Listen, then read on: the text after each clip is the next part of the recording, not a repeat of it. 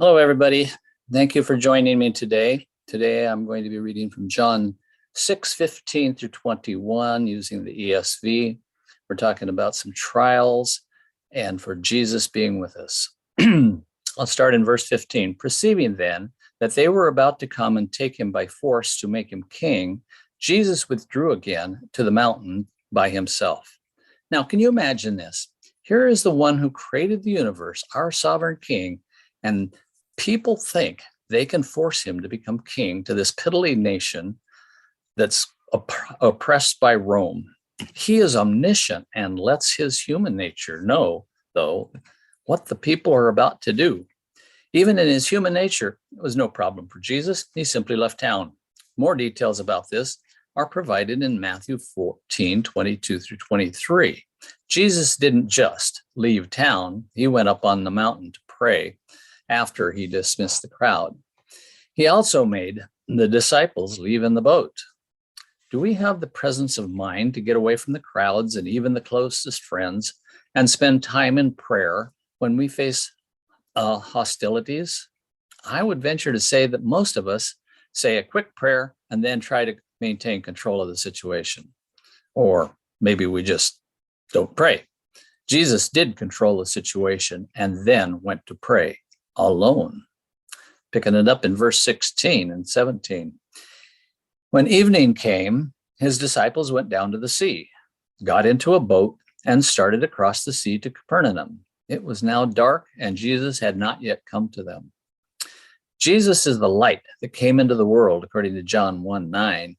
Yet here we see Jesus leaving the disciples and letting them go off without him as darkness comes upon them. How often do we march off into the darkness without Jesus? The results can have long-reaching negative effects, as it did for for Israel in Joshua 9:14. We do this whenever we start doing things without first consulting him. The difference between us wandering off and this example is when Jesus intentionally sends us into a situation that will test us. Testing the disciples on how to feed the 5,000 was to see how they would trust him while he was with them. Now, this time, they would be tested in how they would react when he was not with them. Pick it up in verse 18 and 19. The sea became rough because a strong wind was blowing. When they had rowed about 3 or 4 miles, they saw Jesus walking on the sea and coming near the boat, and they were frightened. Now, to the disciples' credit, they were kept right on doing and going on in the direction Jesus had designated. Their progress was labored and slow. When Jesus came to them, it was the 4th watch of the night. That's between 3 and 4 in the morning, according to Matthew 14:25. I can't imagine ministering all day long to a crowd of people, then straining at the oars for another 6 hours or so. They must have been totally exhausted. This is the prime time for any of us to let circumstances frighten us or misinterpret what we think is going on. Then Jesus appears to them walking on the water. The wind is blowing and the waves are high, and a figure appears in the darkness walking on the water. No one has ever walked on the water before. They don't have the gospel accounts to inform them that this is Jesus.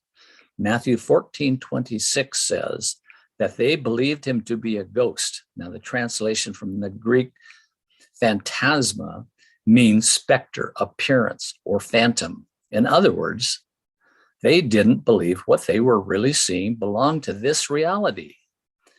I would suspect that they would have classified these things in the category of demons and other evil creatures, or they would not have been terrified.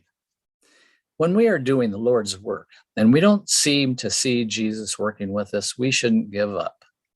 According to 1 Corinthians 15:58. We shouldn't be terrified when things get rough because we know that he is always with us. Matthew 18:29. And verses 20 and 21 read, "But he said to them, 'It is I, do not be afraid.'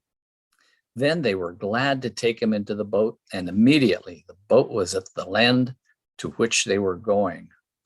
Wow, what a comfort it is to hear a reassuring word from the Lord.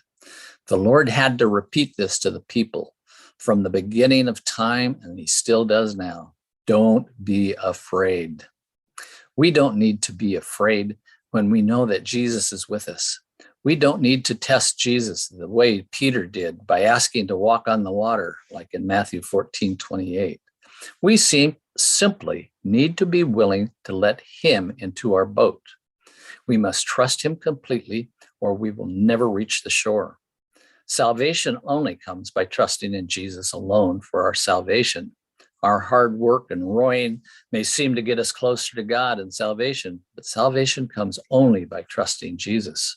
When we do trust him completely for our salvation, we immediately reach our destination.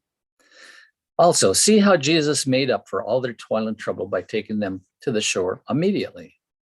While it demonstrates our immediate salvation, it is also a truth that it was no less a miracle than feeding 5,000 and walking on the water. Well, God bless you, and I hope to see you again next time.